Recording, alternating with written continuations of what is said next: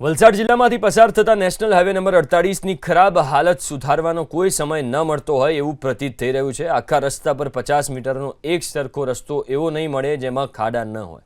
Commercial vehicle માટે તો સ્થિતિ ખૂબ જ ખરાબ છે, પણ આ વિસ્તારમાંથી એમ્બ્યુલન્સને પસાર થવું હોય તો તેઓ પણ કયો ખાડો નાનો છે એ શોધીને એમાંથી પસાર થતા હોય છે।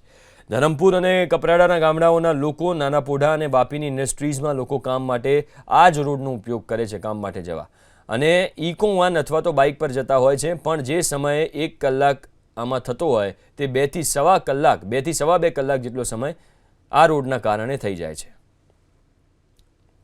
क्या ये टोल ले रहे हैं, लेकिन वही हिसाब से रास्ता तो बनाना चाहिए। रास्ता ही क्या है, ये मौत का कुआं है ये। इतना इतना गड्ढा पड़ा है, गाड़ी ऐसा वैसा ऐसा वैसा हो रहा है।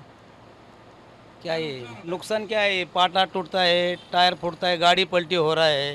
पूरा रात रात आखा 12-12 घंटा लग रहा है कपड़ा उतरने के लिए, इतना जाम लगता है। एक बार गाड़ी पलटी होगा तो कोई इधर आता ही नहीं है 12 घंटे वो गाड़ी सीधा करने के लिए। वो हिसाब से रास्ता ही नहीं सर, पूरा रास्ता पूरा खराब हो गया। देखो कितना खड्डा हो गया उसमें, और पूरा रात रात जाम रहता है नहीं क्या।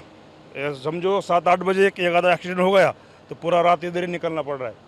नुकसान तो वो टायर का हो जाता है, गाड़ी का भी टूट जाता है कभी कभी, नहीं क्या डीजल भी चला जाता है। नहीं ना, कहाँ नेशनल हाईवे सर, देखो ना ये पूरा इतना खड्डा है उधर, 2-2 फीट का खड्डा है। उसमें से पूरा टायर, मेरा भी नया टायर लिया ये मैं 40,000 का, पूरा कट हो गया पूरा।